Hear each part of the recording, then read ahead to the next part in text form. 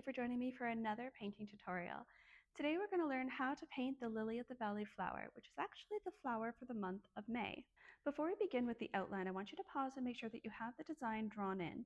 If you haven't done it yet, I want you to pause and go into the previous video, because in that one we learned how to draw the lily of the valley flower.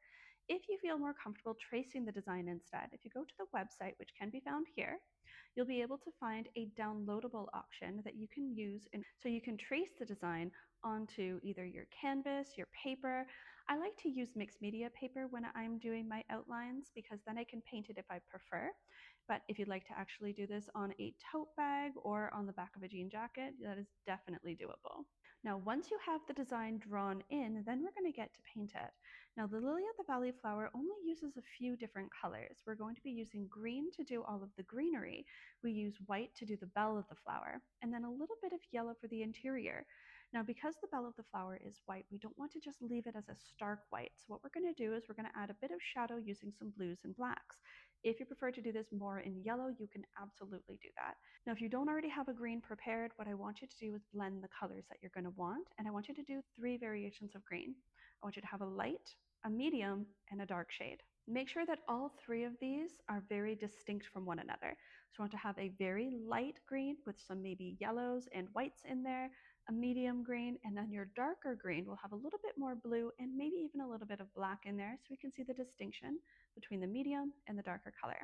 Now, what I like to do is blend in a mid color, and then from my mid color, I'm going to divide it into 3. So in one section, I'm going to add a little bit of yellow and a little bit of white and blend it in, so we can have a very obvious light green. Scrape off on the edge. Okay, so we have our light, we have a mid, and then in the darker section, a little bit more blue and a tiny little bit of black, which is going to give us a very distinct darker color.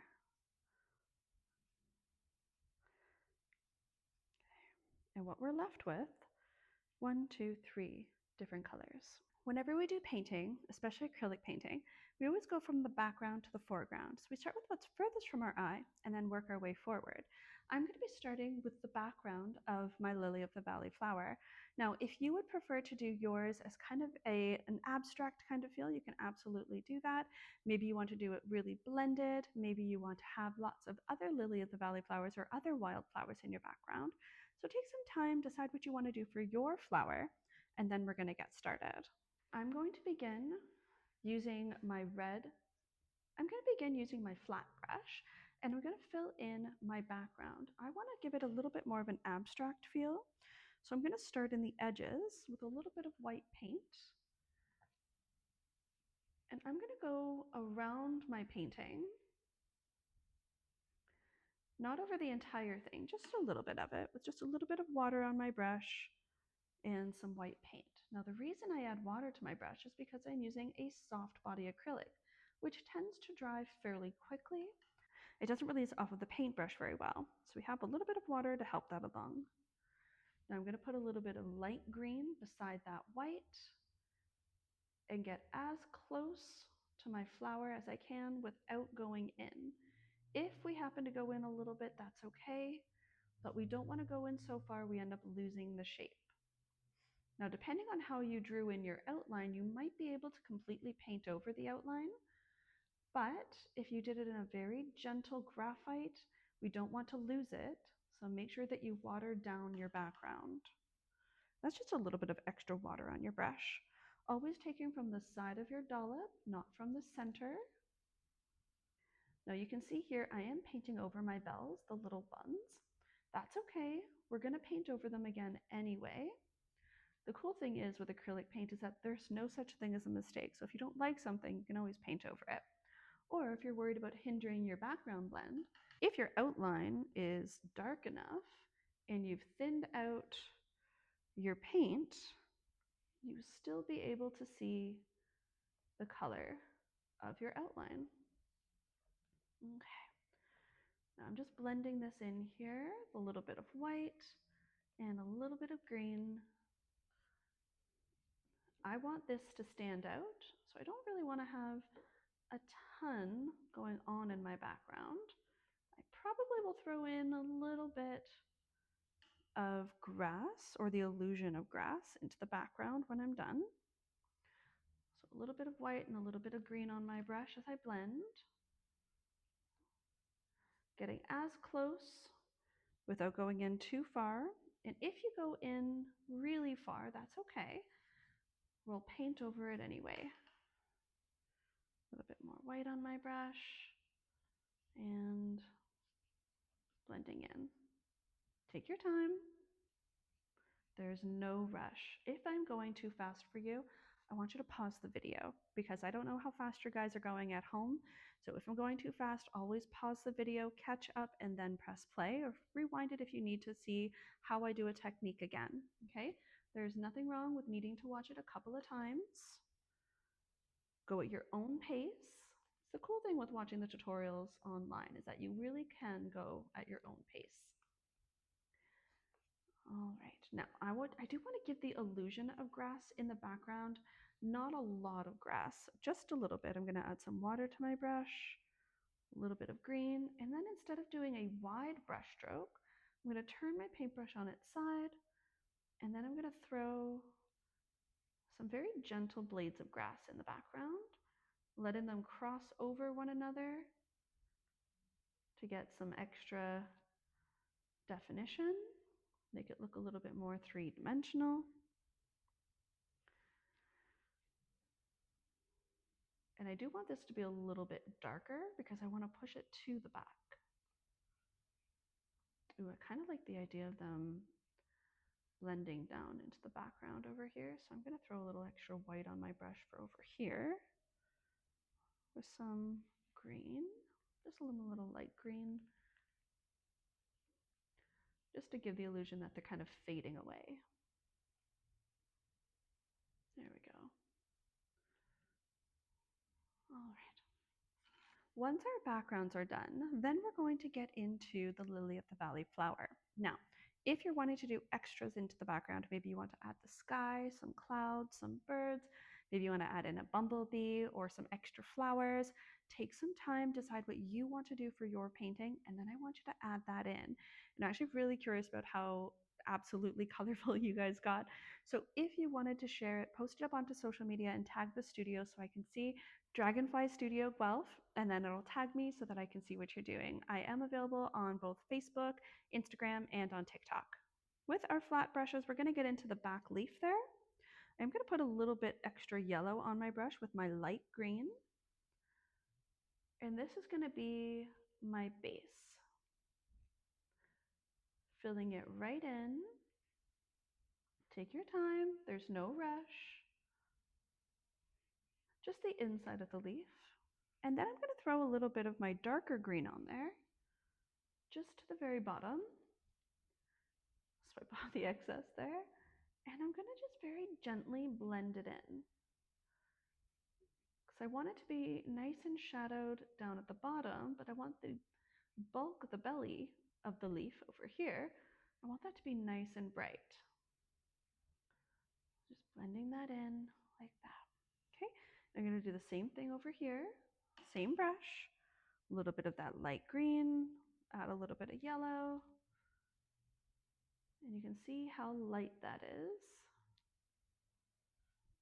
Filling it in.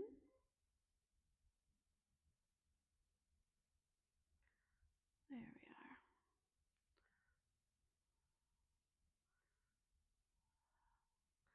are. Adding in a little bit of that dark green.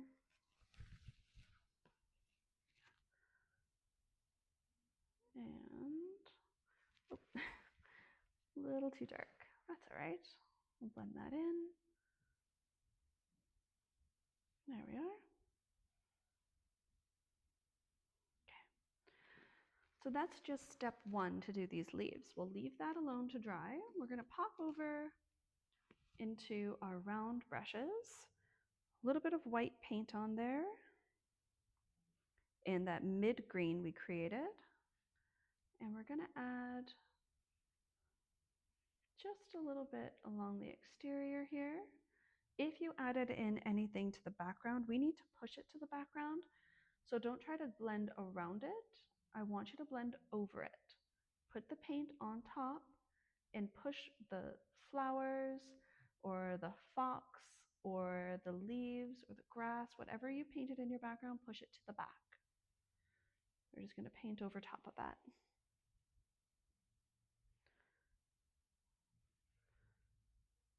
There we go. Okay, I'm going to put a little bit of white on my brush while this is still wet. And very gently blending that in. Okay, popping over to the other side, again with that medium green. And we're going to give it a little bit of a wiggle here.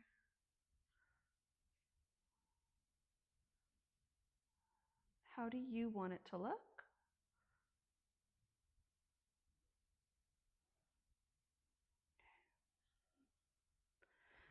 Now, I'm not actually liking the way that that looks, so I'm going to pop over, I'm going to add in a little bit of white to my brush and just kind of cut that out and blend it into my background. Remember when I said there was no such thing as a mistake in art? This is what I meant. If you don't like it, we just paint over it.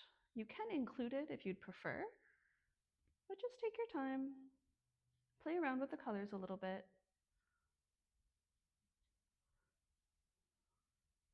I don't really like the phrase artwork because then it seems like work.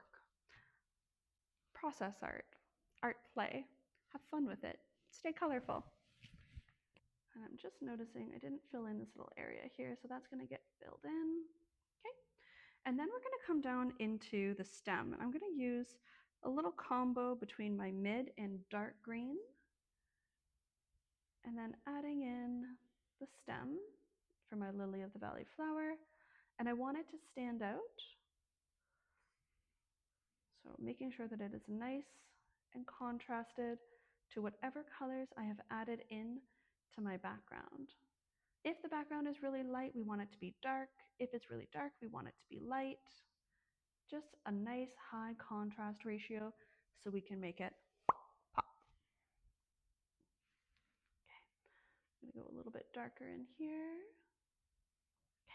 Now, the interior of the leaves of the lily of the valley flower has this beautiful veining happening, so we want to include that. If you are more comfortable with a liner brush, I want you to use a liner brush.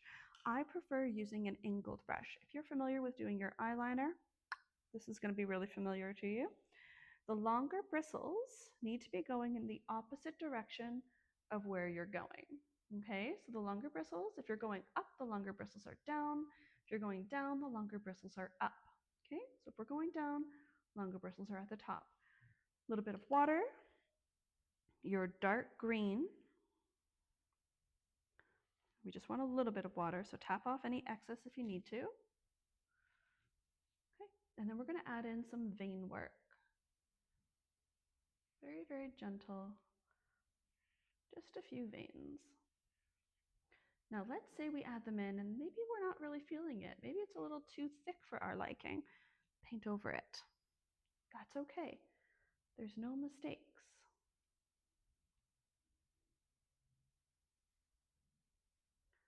So I'll show you how to do that. Make a couple of thick ones here so we can really kind of show you how to do that. All right. So let's say you've added in the veins, but they are too thick. Clean off your brush and either liner brush or your angled brush, white paint, light paint. Make sure both are on your brush at the same time. And then you're going to go back over and you're going to fill in around the sections that you weren't really feeling. Thin them out. You can add a little bit of yellow to your brush if you want to make it more vibrant. And just play around with it.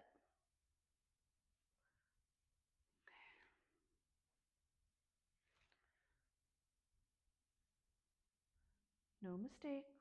Take your time.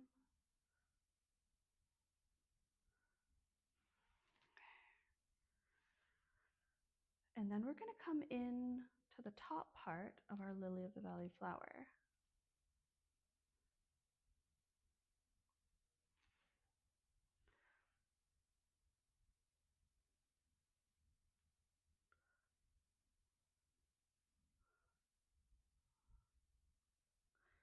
Just filling that in right now. I'm going to throw a little bit of that light yellow down here just so it all matches.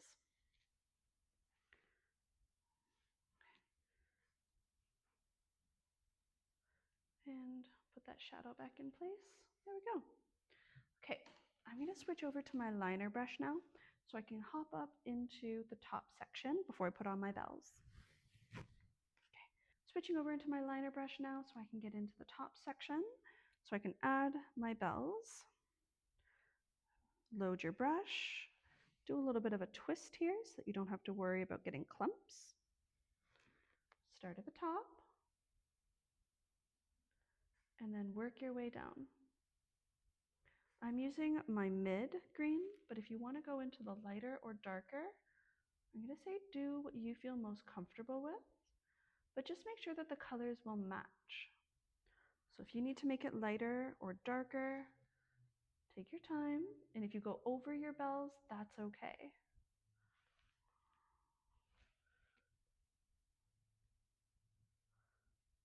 Get fancy with it if you feel fancy. Sometimes we don't feel fancy, that's okay. Throw a little bit of my light green on top.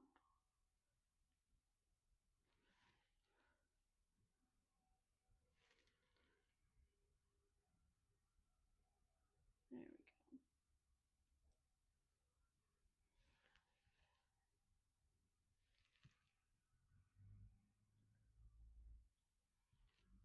Now, while I'm waiting for all of this to dry, I'm actually going to pop back over here, and I'm not really seeing it popping the way that I want it to.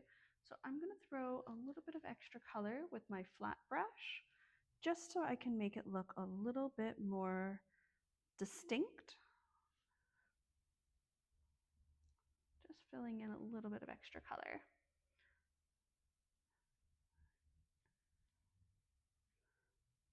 There we are. See, already I'm liking it. I just needed to change a few things.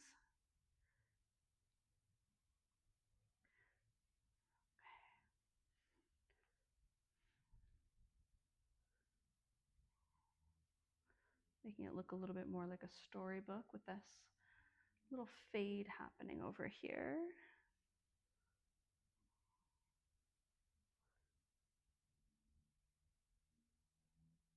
There we are. See, this I'm liking a little bit more.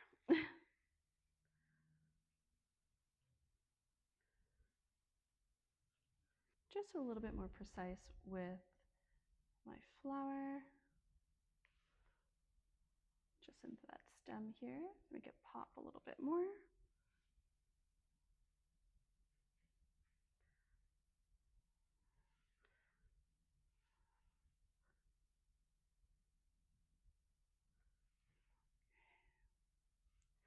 And I'm actually going to come in and throw some shadows. All right, and then I'm going to switch back over to another small brush, and I'm going to put a bit of white and yellow on my brush at the same time. And we're just going to fill in the center, the interior of the bell. You might go into the dominant side of the bell when you do this part, that's okay. But we do want to make it look like there's a little bit of a glow happening on the inside of the bell. We'll paint back over top of it with white to make it look more like the lily of the valley flower. This yellow is just in place so we can get that glow. It might not be visible on all of the bells, that's okay. It just depends on the angle that they're visible at.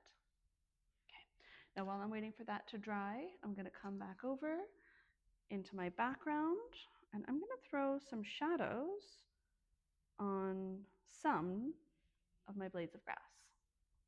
Now the reason I'm doing this is because it's going to make it look like my grass is more visible, like it's coming off the page a little bit. Now, do you have to do this step? Not at all. This is all just a matter of preference. I just want to throw a very slight level of realism into my background. I don't like the idea of throwing extra colors on there for my painting, so I don't think I'll be adding anything like lilac or lavender or forget-me-nots. Speaking of, if anybody is interested in learning how to do other flowers, drop it into the comment section. Let me know if there are other flowers you would like to learn how to paint, so then we can walk through them. There will be tutorials on how to draw other flowers. There is one for hawthorn as well. But maybe there's a specific flower you'd like to learn how to do, or a specific type of tree. Drop it into the comment section so I can make a tutorial for you. I'm very new to YouTube, and because of that, I want to make sure that I am putting out tutorials that you guys want to watch. So I want you to tell me what you're interested in so we can make that happen.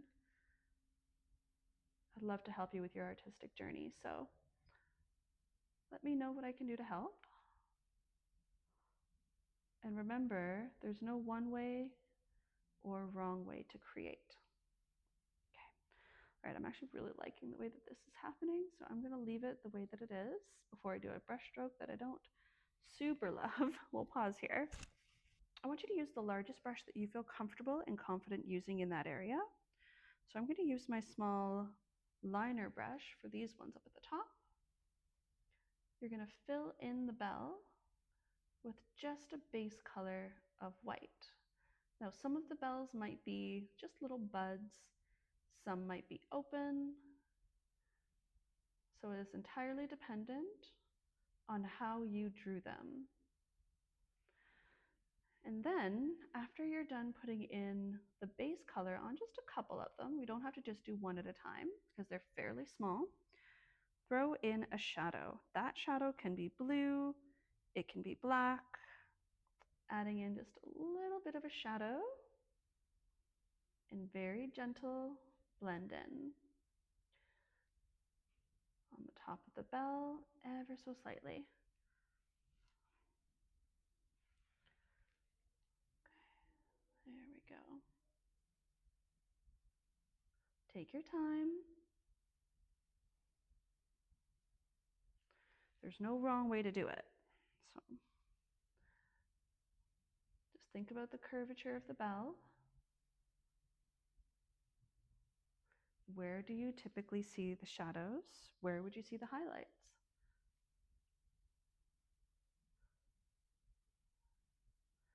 And remember when I said not all of the bells are going to have that little bit of yellow? It is dependent on how you drew them.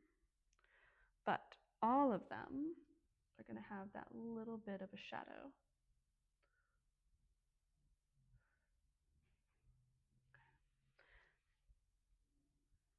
So I'm just using my little liner brush because with how tiny these bells are, I want to make sure that I'm not making them too big, and any bigger brush is going to affect the design.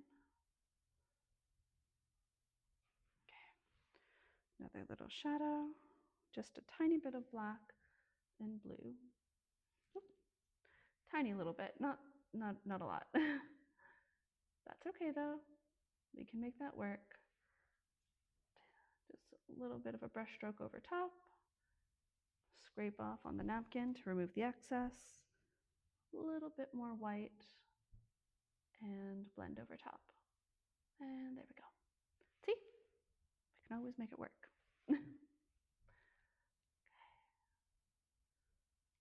All right. Moving down the line to fill in all those little bells.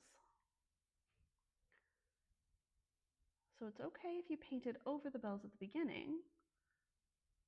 We paint over them again while we go through to do the finalization.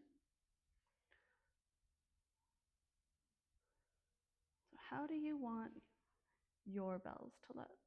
What color do you want for highlights? How vibrant do you want them to be? How much do you want them to stand out?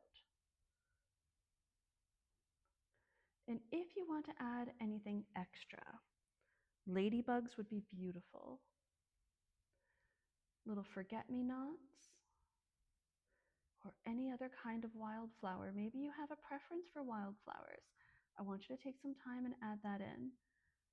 When we do our paintings together, if yours looks like mine at the end, that's okay. And if you want them to look absolutely unique, that's okay too. There is no one way to create, there's no wrong way to create. It's all about having fun, enjoying the process, and learning something new.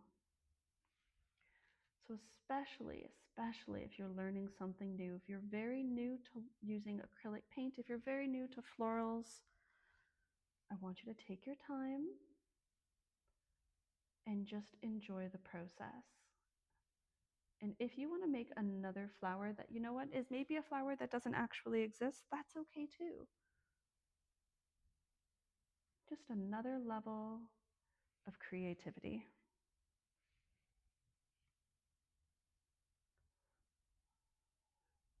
Filling those bells back in and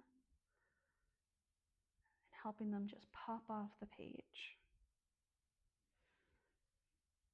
A little bit of shadow and blend, just like that.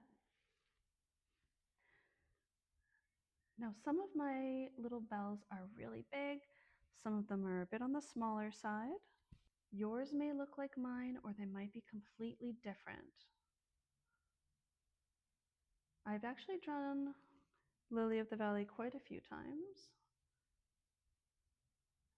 and they always look a little bit different. In nature scenes, we don't want to go for absolute perfection because nothing in nature is absolutely perfect. You're going to see bumps and ridges, and in trees you see knots because maybe a field mouse got to them. Maybe the rain was just really, really heavy one day and some of the flower petals got pushed down. There are lots of reasons why your painting might look a little bit different day to day. And let's just tell a story with our art. Instead of just drawing a lily of the valley flower, what's happening in the story of our lily of the valley flower? Did it just bloom? Is it in a garden?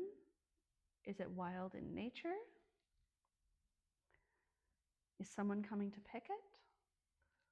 Is somebody taking a photograph of it?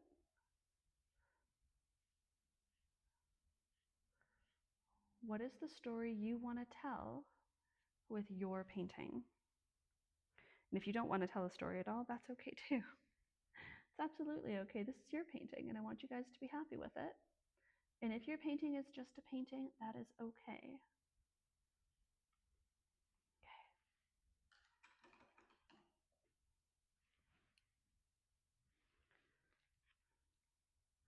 Just coming back in to throw a few extra highlights.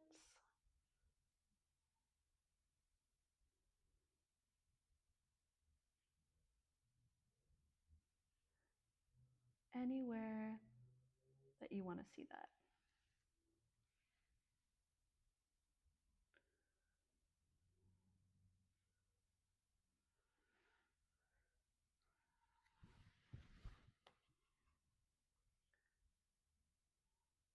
Maybe it rained the night before and you want to throw some dew onto your flower petals. That's okay. Maybe you want to throw some onto the leaves. I'm going to come in with just a little bit of white here. I'm just going to dilute that so it's not super obvious. Just to add an extra layer into the painting. Just swinging my brush, swaying it in. Just a little extra layer.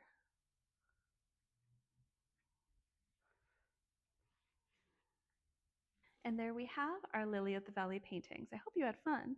Thank you so much for following along. And if you want to showcase what you've done with me today, don't forget to post it up onto socials and tag the studio, Dragonfly Studio Guelph. I'd love to see what you created. If you have an idea of something you'd like to learn, don't forget to drop it into the comment section, whether it's a floral, an animal, a landscape, or anything in between.